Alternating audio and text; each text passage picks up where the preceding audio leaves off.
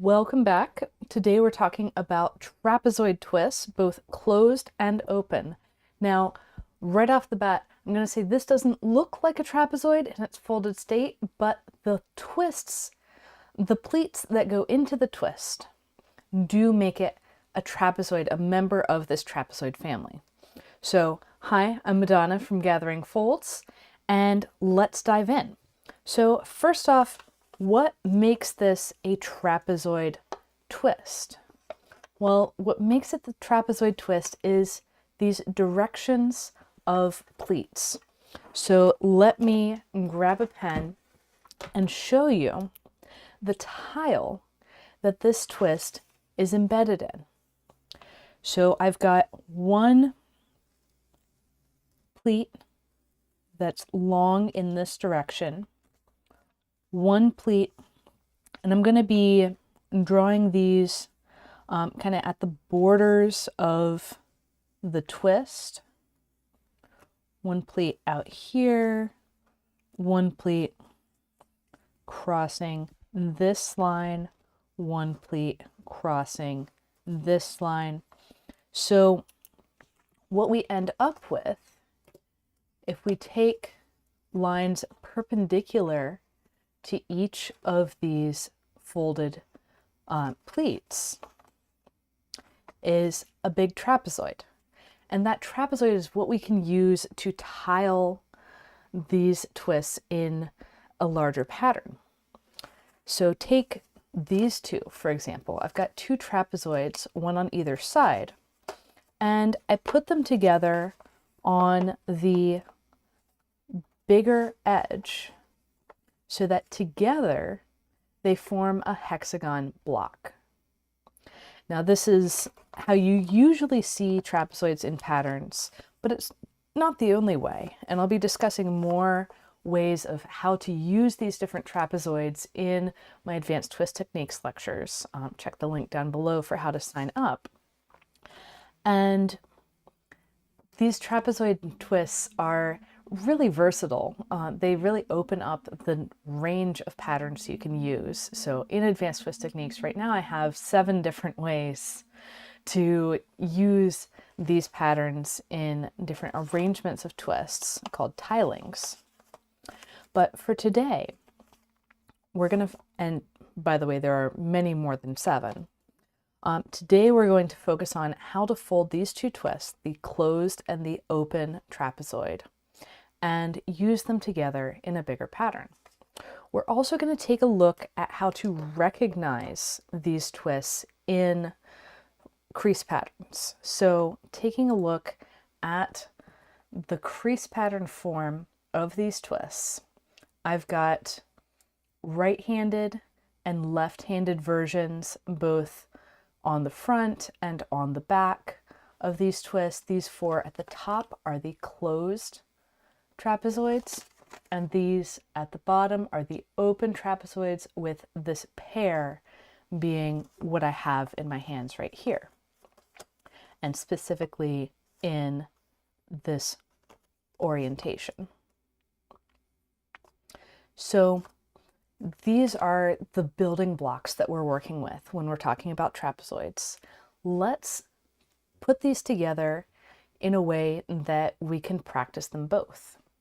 So if I grab the right-handed open trapezoid and the left-handed closed trapezoid, these are going to have to be right and left-handed so we can get everything going in the right twist direction.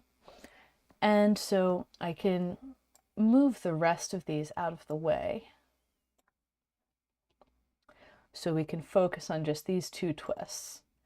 What I'm going to do here is rotate the closed twist so the large pleat, the double depth pleat, aligns with the open twist. And now I want to move these one spacing closer together. So I'm in Inkscape. I'm going to use F2 and grab these 2 points and shift over 1 grid spacing. And one of the things that you'll notice about my block files, which by the way you'll get access to in advanced twist techniques as well, are that the right and left hand versions have these different connections. So the right-handed versions have valleys longer, the left-handed versions have mountains longer, and that lets things snap together and be easy to edit when you're working with the blocks. The double depth pleats have both ends ending on grid intersections, so that's not an issue there. Then I can take this collection and I can just tile with those two. I can say, okay, let's duplicate that. Let's hook up. There's only one way to hook up the pair here. And if I wanted to avoid all overlaps, I would add an extra spacing in here. But to save paper, we're going to stick with what we have. Duplicate that again, bring it over to this side. And I want to double check that I can close the loop. So I'm going to bring this down here, and what do you know, it snaps in perfectly. So what I'm going to do here is say, okay, this pleat is in line, and I just need to connect it. So I'm going to grab one end and drag it over to the other, and now we have a good crease pattern that we can use as the basis for what we're going to fold today. So I'm going to go ahead and grab my grid. I've got a 24 fold triangle grid on a square. Zoom out a little bit on that. And we're going to go ahead and fold this pattern. This is something that I've folded before in a slightly different arrangement. I had it slightly denser together, so I didn't have this one spacing of mountain between the two twists. This is my Alpine tessellation because it makes these lines that look like mountains. But we're going to have that extra space so we can very clearly see everything that's going into the twists. So right off the bat, we need to figure out where to get started.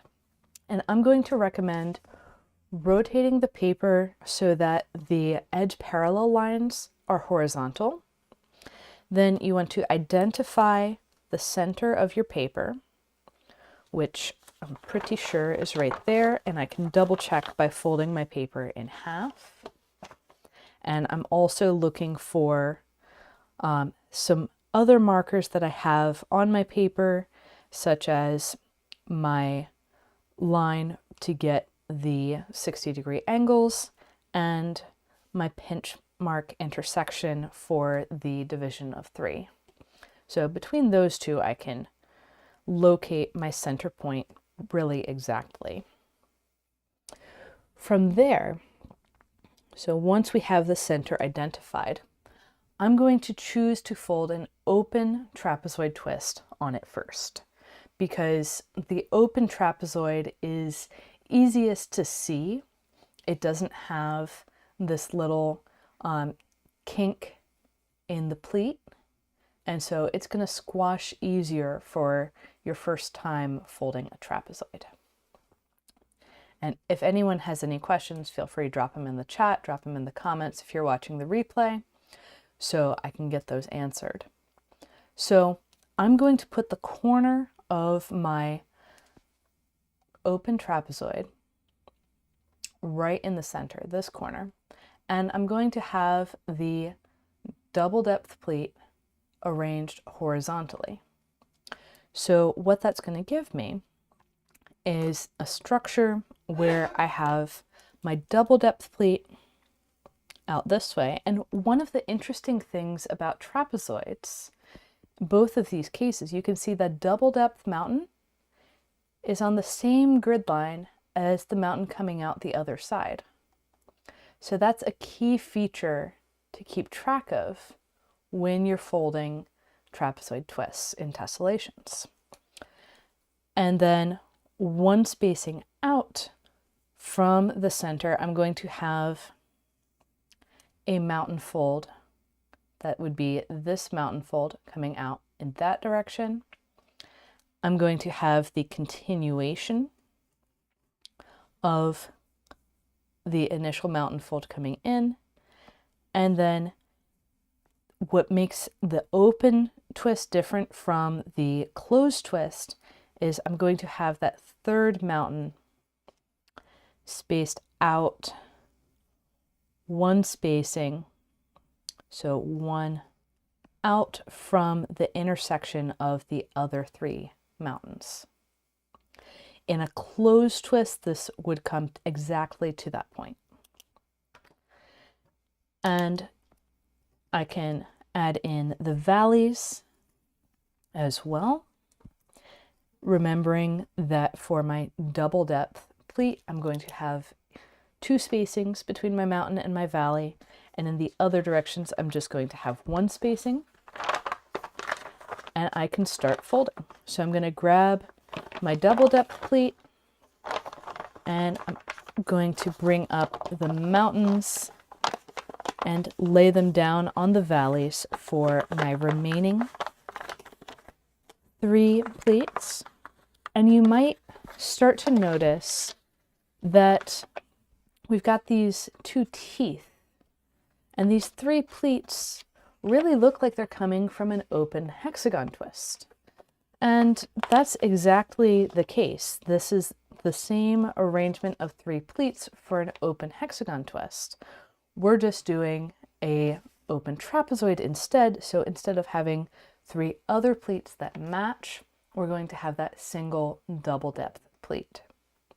So once I've got this trapezoid in place, one of the things I want to notice is that I don't have this snapped in. I want to let it squash out.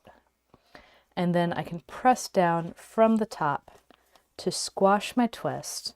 And then I want to use a bone folder to smooth it out. So from here, I want to add in now the closed trapezoid twist. And I'm leaving one spacing in the middle, as we see in the pattern here. So my valley fold is going to come out and touch the corner of the twist one spacing from the corner of my open trapezoid. Then my mountain will come in one spacing from the valley. And this time we can know that all 3 of my single depth pleats are coming to that same point.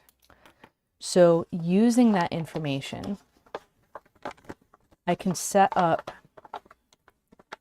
all 3 of my single depth pleats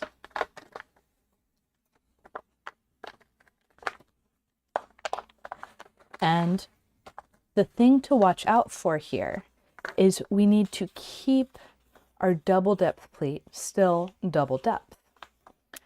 And so when we go to bring this around, I end up with a kink down here at the bottom of the twist. And I can lay that down flat and squash my twist to get the whole thing in place. So then where do we go from here? We've got a open trapezoid and a closed trapezoid, and I'm going to be using these 2 twists repeatedly, and you saw how I put together the crease pattern. I'm just going to be copy pasting the whole thing. So one cool thing about these trapezoid twists is they can be arranged in columns. So with this arrangement, with the all trapezoids tiling, we can make columns that in this case are going to alternate closed, open, closed, back to open, back to closed. And we have one column that we're going to do through this twist, a separate column through this twist, and then at that point we'll have all pleats going out to the edge of the paper outside of these columns. So which one to do first? Well, the easiest one to do next is probably this closed twist off of the open twist. So let's say that the open twist is this one down here, then it would be this closed twist up here. the important thing to pay attention to is we've got these two spacings between the valleys of parallel folds, and also the fold that goes out towards the edge is going to have a double depth. So this is what I mean by a mixed depth twist. We have two different pleat depths in the same twist. And I'm going to bring up my remaining mountain folds. Remember that I said that the grid line with the double depth pleat always is still a mountain on the other side when we're working with these trapezoid twists. And since this is a closed trapezoid, my third mountain is going to come to that same grid intersection that my first two were on. And so I can make sure I've got double depth on my double depth pleat, arrange all of the mountains and valleys of the pleats in a fully flattened state, and then squash my closed trapezoid twist, which is probably more commonly known as an arrow twist from Ben Parker's 6 Simple Twists. But I like to think of it as a closed trapezoid because it fits in with my number lines of twists, which I, again, will be talking about more in advanced twist techniques. So then I've got a pleat overlap over here. My loop of working through tessellations is fold a twist until I get to a pleat overlap. So I have two pleats that are overlapping, and then resolve that pleat overlap with a twist until I have no more pleat overlaps, and then I get to fold another twist.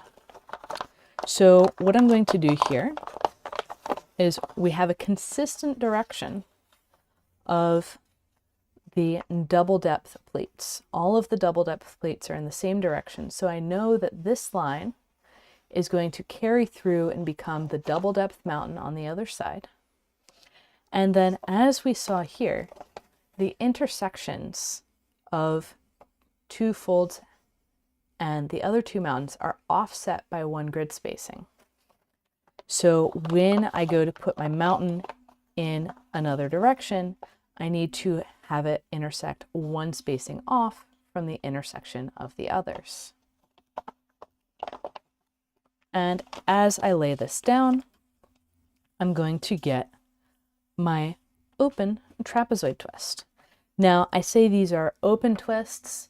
It's more in the sense that it's one spacing more open than the closed twist, and also that it's half of the open hexagon, and less that it actually makes an opening on the other side. These are actually making slits here on the back side, whereas the closed trapezoids are making closed holes. So we're going to continue in this theme, and I'm going to start with the closed twist and then go to the open twist in the opposite column. I'm going to have two spacings up, then I'll have my double depth pleat going between the columns this time, just like it was down here. And on the open side, I'm going to leave that as a pleat overlap for right now. On the closed side, I'll extend the mountain out further on the same grid line as my double depth pleat. Set up the twist and squash. And you can see that we're getting these pairs of open and closed trapezoids. So we have a pair here, we have a pair here. These are going to continue. And if we didn't have this space in the middle, we would actually get a continuous line across. And that's one of the tessellations that's included when you join advanced twist techniques. I call it Alpine, and that and another tessellation in the same tiling with all open trapezoids is are two of the many, many crease patterns that you get when you join advanced twist techniques. So we can continue then to the bottom as well, and notice that we don't have any pleat overlaps out to the sides because all of these pleats are parallel. But down here, we can get more twists and we'll run into more pleat overlaps. So let's go ahead and do that. I want to start working with the closed twist side because it's just a little bit easier to find all of the locations of the mountains. I already have two spacings down, and so these two spacings are the two spacings between the valleys here. And I'm going to fold up. This is going to be a single depth pleat because I can see this line across is single depth. And that means my double depth pleat is going out to the edge. Either way, this horizontal line is going to stay mountain the whole way across. And I'm going to need a third mountain coming into that same grid intersection. And once I've got that in place, I can emphasize the double depth valley to get the kink in that third mountain and squash my twist flat. From there, I've got a pleat overlap, which I will resolve into an open trapezoid twist. Again, my horizontal mountain is going to continue through on the same grid line to the double depth pleat. And then my third mountain will be offset one spacing from the intersection of the others. Once I've got that, I can squash it in place. And I like to see these points on top of the underlying pleat, so I'm going to pull this layer up on top. Then next up, I need a closed trapezoid off of the open trapezoid. This is a alternating pattern. And I'm going to have two grid spacings between the valleys in that horizontal grid direction. So I'm going to have a single depth pleat coming in, double depth pleat going out, set up my third mountain, and this is getting right towards the edge of the paper. So no worries if you'd rather not do this one. The edge of the paper is always a little bit trickier to have everything in place and squash. It just seems to require more fingers to get everything in the right position. But if you're going to go ahead and do them, feel free.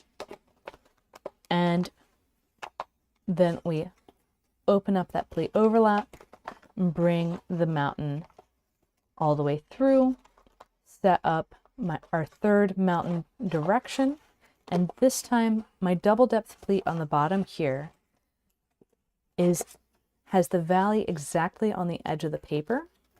So we just want to be aware of that as we bring everything into place and squash.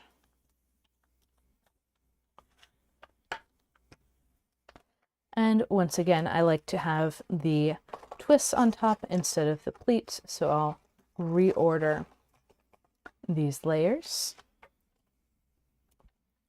And then I can continue on outwards. I can continue with the spacing we have, or I can choose a different spacing for these edges. And there's really a lot of flexibility with these patterns that have all trapezoids. So I'm going to arbitrarily choose to start folding again from this side. And I'm going to choose to start on this pleat. Now it's not the one that's furthest to the top, but it is one where I'm going to be placing a closed trapezoid twist, and that's what I find important here. And I'm going to be placing that closed trapezoid twist so its corner is one spacing out, so the valley is going to come in one spacing out. And then I can set up my 3 mountain folds that all come into that single point. Let my double depth pleat snap closed, and then squash my new twist. And again, this is close to the edge, so the paper might be giving you a little more trouble than usual, just like mine is. But you can more easily reach into the center if you are right on the edge and get that back in place. So this twist is exactly like this twist over here. And so I know on this vertical pleat, I'm going to need an open trapezoid. And what I'm going to do is let the mountains run through. I can choose to just leave. So what I did is I let the horizontal mountain run through first, and then ran my new mountain in second. And I can choose to swivel and squash this little corner, 2 corners of the trapezoid twist, or I can just leave that unsquashed, however I want to do it. Either way, it would not have been a good choice for referencing the next twist, both because it's so far away and also because you can't really see where any of the pleats are going. So then down below, I'm going to have another open trapezoid that's really close to the edge again. And what I'm going to find more valuable is actually to jump down to the next closed twist, since we are so close to the edge, and open up. So if I had a full pleat overlap here, then I could get the open twist right away.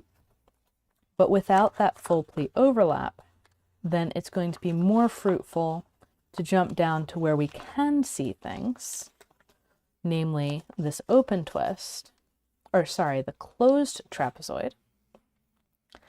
Squash that, and notice I'm not making everything around it be flat before I squash. I've got 3D-ness here and also here. So I just need enough flatness to be sure that all of my pleats have their mountains and valleys on grid lines, and then I can go ahead and squash stuff. So the other benefit of doing this closed twist first is that the pleat order is in the correct order to get my next trapezoid twist underway. And since we are right at the edge, we've cut off this corner of the trapezoid, which makes it really look like a rhombus, but we both know that that's not what would end up there if we had more grid. So then once more down below, now I do have that pleat overlap. I'm going to open it up so I can deal with the paper, and I'm going to treat this like I would an open hexagon twist. So I'm going to set up that puffy star shape, but I know that I'm going to have this portion tucked under into the valley. Now, I don't need to squash it that way initially, though. I can squash it as if it were a partial open hexagon, and then tuck this edge underneath. So I have some flexibility with how I squash things here on the edges. And then I can do the same thing over on the opposite side. Now here, the easiest twist to put in first is going to be a open trapezoid twist. And I'm going to arbitrarily choose this pleat. I could have chosen this one down here. There's some considerations, and especially if I have more repeats, then I'm going to pay more attention to the length of these pleats and preferentially go for shorter ones, so I don't ever have pleats going into twists that I've already folded.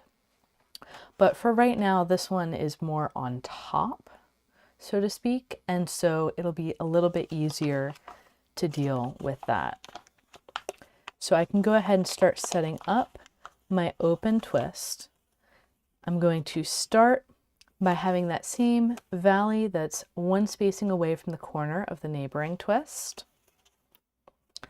Then I know the same grid line as the double depth pleat is going to be a mountain on the other side. And then one spacing out from the other intersection of mountains, I'm going to have a new mountain fold, and that is the setup for this open trapezoid twist. So from here, I have two pleat overlaps that I've caused. This one is going to be the shorter route to resolution. I'm going to just have one twist up here, whereas I would have all three of these layers down here before I reach resolution, so I'll go for the shorter resolution first.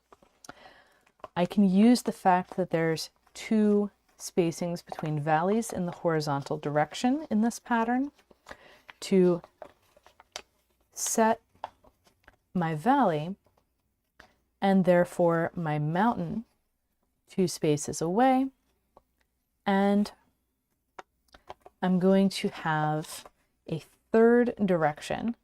Now this third direction, it looks like it wants to go up towards the top, but I need it up towards the top right, but I need it to go a different direction. I need to have this crow's foot arrangement of pleats to make it a trapezoid twist. And so once I have my pleats in place, I can go ahead and squash my closed trapezoid, making sure that this bit in the corner is actually having the valley on the grid line. That's always the struggle with stuff at the corners. And it's really a pro tip for getting clean twists in any tessellation. You really want to make sure that the mountains and valleys of your pleats are on grid lines before you squash. So now coming back to this pleat overlap down here, I'm going to open that up, and I know that this is going to be a closed trapezoid twist. I'm right towards the edge though, so I don't have a really good fix on exactly where everything is going to go, but I do have a grid intersection here between two single depth pleats. So I'm going to need a third single depth pleat on the opposite side of the horizontal. And I'm going to emphasize down here where the valley of the double depth pleat would be. Now notice when I did this twist in this corner, it made an open hexagon. This one is really wanting to make a partial closed hexagon, but we're going to force it to be a trapezoid, a partial closed trapezoid instead.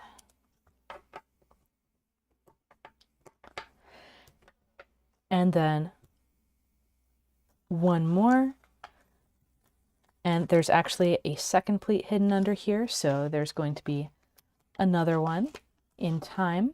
This one's going to be open because we're alternating. It's coming off pleats from closed trapezoids, so therefore it will be open. And as I'm setting this up, I'm looking for these points of the puffy star of an open hexagon, but we're just going to do 2 points and then squash. I'm going to reorder the layers so the twists are all on top. And then I have one more twist down here, but I don't have enough paper to really get it going. If I really, really wanted to, I could set it up just based on what we know from previous twists. But this is really not going to be very present as a twist. So here we have a demonstration not only of open and closed trapezoid twists, but also of the fact that we can use just a bare skeleton of a crease pattern. So this is just really sketching out the idea of, okay, we're going to have these two trapezoid twists, their double depth pleats are going to be aligned, and then we're able to repeat those two twists over and over as much as we want on whatever grid we want, as many times as we want. And we could have stopped with some number of columns. We could have changed the spacing between columns. So in this line that I'm drawing with my cursor, everything that my mouse is crossing is a pleat in the same direction. And so whenever we have that condition, we're free to change the spacing in that direction. So I could have put these bits closer together, and then we would have had this line connect to this line, connect to this line. And that's what I do in Alpine, the other tessellation I was talking about earlier. But here we do have lots and lots of flexibility, where if, say, so these patterns are really similar to if we had 6 pleats altogether. So pairs of trapezoids are really similar to hexagons, except that these pairs of trapezoids are half right-handed pleats, half left-handed. And so they're actually more similar to isoarea hexagons than to normal hexagon twists when they're paired together. And there's a lot of considerations for that. One of the reasons why we don't see so many tessellations with just purely hexagons is that when you have hexagons, you've got those 120-degree angles everywhere. So these 120-degree angles. And you can only put those together in loops of 3. And loops of 3 are not fun when you're doing twist-based tessellations, because you have to have some twist that is a hybrid of right-handed and left-handed, or you have to flip a pleat after you've folded a twist. And those are just not great options, in my opinion. And so using trapezoids can get you a lot more different varieties of tessellations than using all hexagons. And we have lots of flexibility with which trapezoid to use as well. So that's been today's live stream on trapezoid twists. I do hope that you'll join me for Advanced Twist Techniques. It's coming up on October 15th, and I have 60 different crease patterns available ready for you. As soon as you join, I'll have the template files with the twists that you saw me working with at the beginning of this video as well. And there's going to be 4 lectures, 3 from me, 1 from Ben Parker, on all manner of advanced twists, and I can't wait. I hope that I see you there.